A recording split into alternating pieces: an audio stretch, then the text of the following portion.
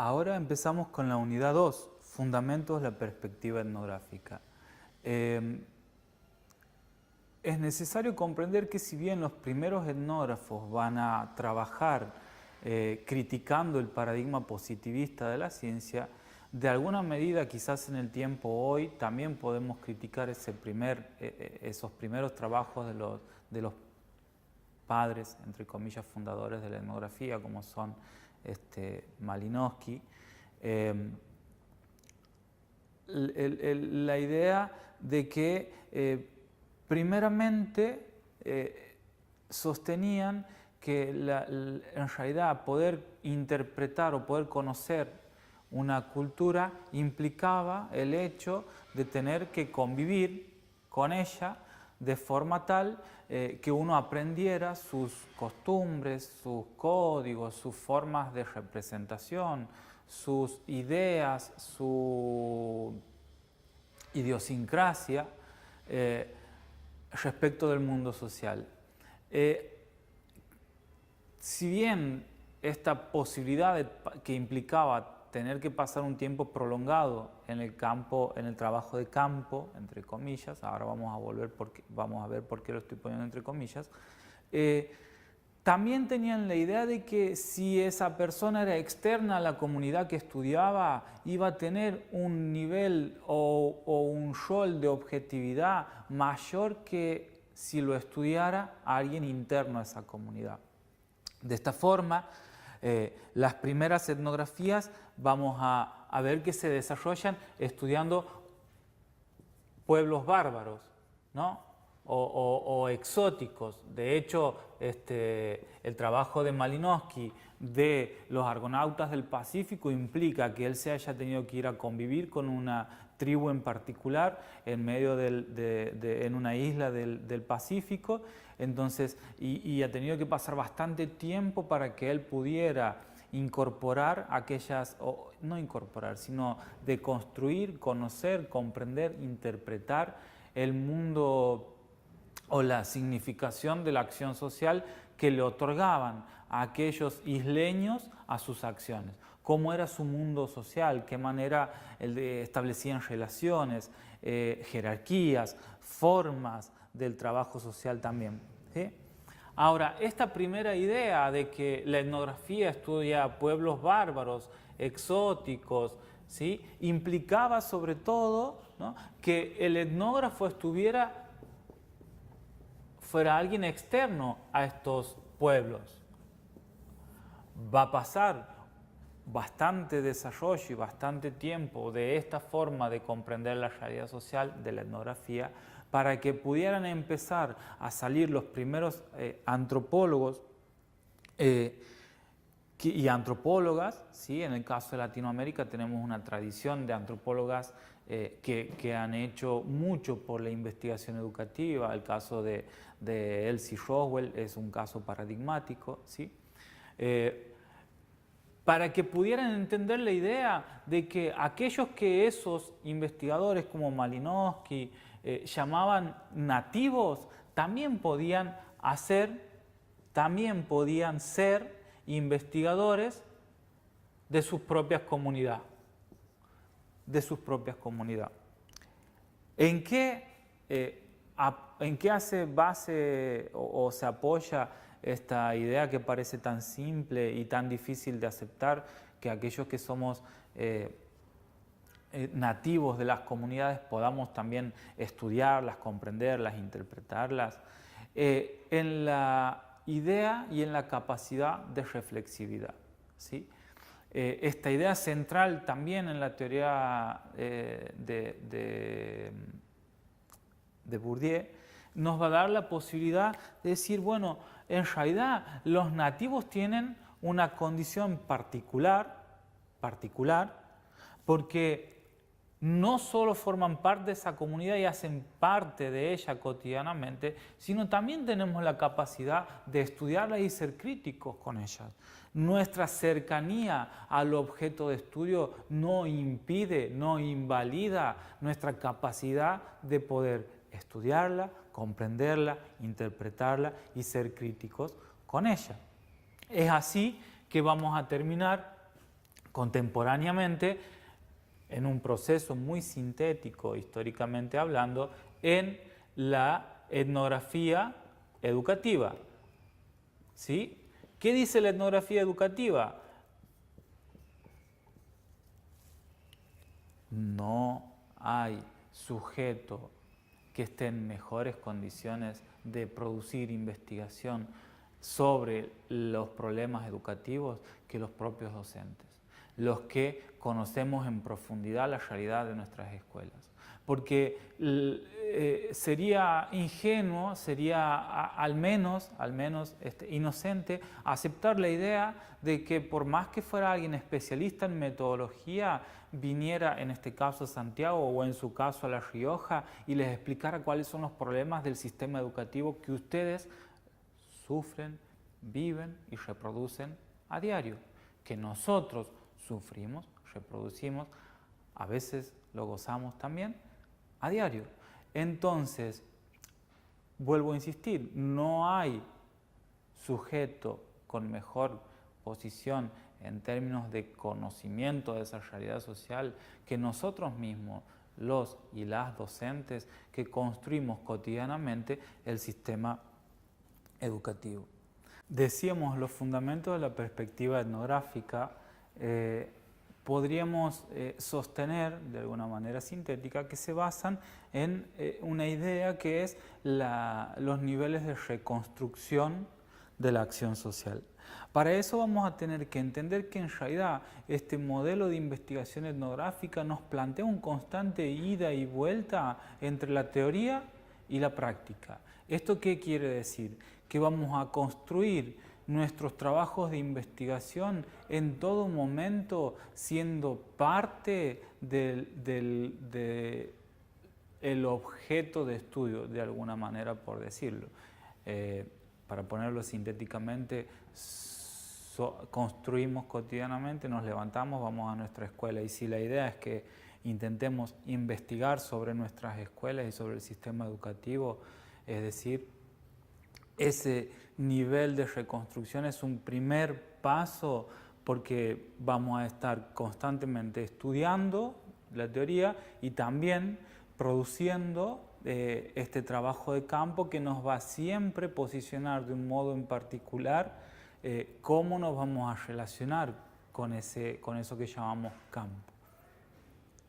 Entonces decíamos, niveles de reconstrucción. Si entendemos esta idea de un constante ida y vuelta entre la teoría y la práctica, un primer nivel de reconstrucción puede estar construido a partir de una observación sistemática. Registramos una situación cotidiana. Ahora vamos a ver que la etnografía se pregunta, la pregunta de la investigación etnográfica es por intentar documentar aquellas cosas que no están documentadas, aquellas cosas que hemos naturalizado como parte de las construcciones culturales e identitarias que hacemos cotidianamente en el mundo social. Entonces, ese primer nivel de reconstrucción, es decir, intentar construir una observación sistemática sobre una situación particular en nuestras escuelas, sobre una reunión de padres, por ejemplo, sobre los actos, por ejemplo, sobre algún hecho en particular, ya sea violencia escolar, ya sea las formas de lectocomprensión de los estudiantes, cualquiera de esas situaciones, las que se nos ocurra de la cotidianidad de nuestras escuelas, son posibles de ser investigadas a través de la etnografía. Para eso nosotros nos vamos a plantear diferentes niveles también de observación, reconstrucción, pero de reflexión también, ¿no? Entonces decía, a este primer nivel de observación sistemática nosotros vamos a intentar registrar todo aquello que pasa en esa situación. Es un primer escrito, es una primera narrativa describiendo aquello que hemos visto en esa situación. Volvemos como un segundo nivel a la teoría. Una vez que describimos aquello que hemos visto, vamos a intentar con una forma sistemática, digamos, ordenarlo, establecer determinadas cosas que se van repitiendo, que nosotros emergen de ese trabajo de campo, algo que nos haya llamado la atención, categorías que utilizan aquellos sujetos con los cuales estamos haciendo la investigación para referirse a sí mismos o para referirse a aquella problemática que nosotros estamos intentando preguntar. Y vamos a ir haciendo como una especie de subrayado sobre ideas centrales, ¿no? Entonces, a esta narrativa y a esta observación sistemática vamos a hacerle como un primer filtro, que es intentar ordenarlo en determinadas categorías analíticas. Para eso vamos a necesitar de la teoría, ir a consultar la teoría. ¿Qué nos dice sobre violencia escolar? ¿Qué nos dice sobre la relación entre la familia y la escuela? ¿Qué nos dice sobre el lugar y el papel de la mujer en esa relación entre la familia y la escuela? ¿Sí? ¿Qué nos dicen otras investigaciones? ¿Por qué lado han entrado? ¿Por qué conceptos y qué categorías han puesto en juego? Luego de eso vamos a volver a hacer el trabajo de campo, ya teniendo estos dos bagajes con nosotros, la primera observación, la consulta de la teoría, y vamos a volver al trabajo de campo como una segunda instancia. Si bien esto debemos pensarlo en un permanente ida y vuelta, ¿sí? Como cualquier trabajo de investigación tiene un límite. Llega un momento en el que nuestras observaciones, nuestros trabajos de campo han llegado a un nivel de organización sistemática de esa información, de construcción de los datos, de hacer emerger la voz de los sujetos, de los y las sujetos que estamos intentando investigar. Entonces vamos a producir el informe final, lo vamos a ver en la unidad 4, más extenso, con una cosa que se llama descripción densa. Ahora, una cosa que tienen que tener en cuenta, un informe de investigación etnográfica no es solo la descripción, es la conjugación de estas tres cosas, es la síntesis de este proceso, es la síntesis del trabajo de campo en el cual estamos involucrados, la teoría que podemos incorporar para interpelar ese trabajo de campo y un nuevo trabajo de campo que nos va a dar de vuelta otra instancia de revisar teoría, de revisar conceptos, ¿no? Y va a ser quizás no un modelo cíclico en que en todo momento se repite esta fórmula de trabajo de campo o teoría, porque vuelvo a insistir, como cualquier investigación, esto tiene un límite, nos ponemos determinados objetivos y hasta aquí llegamos con la investigación, ¿sí? Pero pensemos que estos niveles de reconstrucción, ¿qué es lo que les va a importar a esos niveles de reconstrucción? Sobre quiénes, sobre qué cosas vamos a trabajar, qué cosas nos van a importar.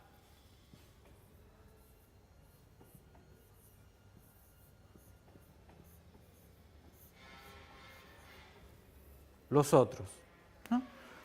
Aquí lo que importa no es o no se juega en el bagaje teórico que nosotros podamos tener sobre una mirada determinada, sobre una problemática determinada, sino lo que nos importa es lo que nos dicen ellos, qué hacen con su vida, qué significación le dan a lo que sienten, a lo que piensan.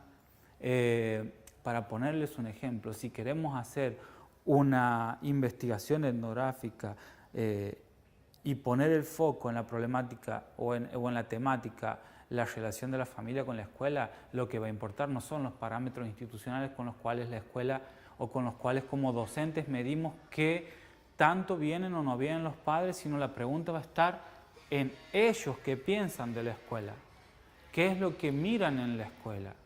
¿Ven un lugar en el que se les da oportunidad, en el que se les da herramientas, que les va a servir a sus hijos? ¿Valoran, tienen como un valor la educación? Bueno, esas cosas no va a importar, porque aquí importa lo que los otros hacen, sienten, piensan, la mirada de los otros. Para poder comprender la mirada de los otros, nosotros vamos a tomar mano, la etnografía toma mano de la tradición interpretativa. Y aquí la idea es la siguiente, no vamos a trabajar por autores, sino por un eje de idea, ¿no? La idea es la siguiente: las personas construimos el mundo social en base a una significación que otorgaríamos, no siempre racional, sino también mediada por la emocionalidad, ¿sí? Y construimos el mundo social de esa manera, siempre de manera que le otorgamos un significado a esa acción social. La intención de la etnografía entonces va a ser entender cuál es la acción social significativa. Ahora, para eso, la tradición etnográfica se va a basar o va a echar mano de aquellas teorías que tienen que ver o que ponen el foco en que a estas acciones sociales que los sujetos le otorgan, piensen, sienten y hacen, y le otorgan un sentido, las podemos interpretar como investigadores. Esta idea de la interpretación nace, en realidad vinculada a la tradición etnográfica, pero va a tener como la referencia en un libro que se llama La interpretación de las culturas, de un señor, Anthony Giddens. Lo que vamos a intentar interpretar, ¿sí?, sería el entramado cultural que da sentido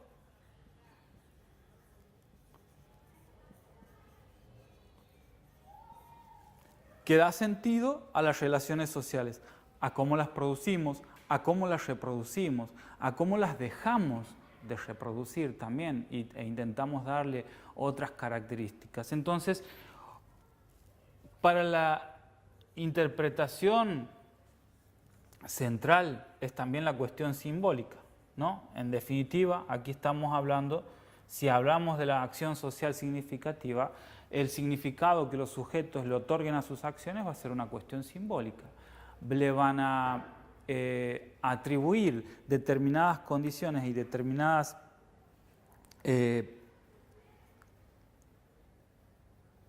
carga de valoración a sus acciones a través del entramado cultural. Y esta idea del entramado cultural nos permite poner el foco en que en realidad la cultura es mucho más que solo la acumulación de las tradiciones, de la historia, de la idiosincrasia de un lugar, sino también la cultura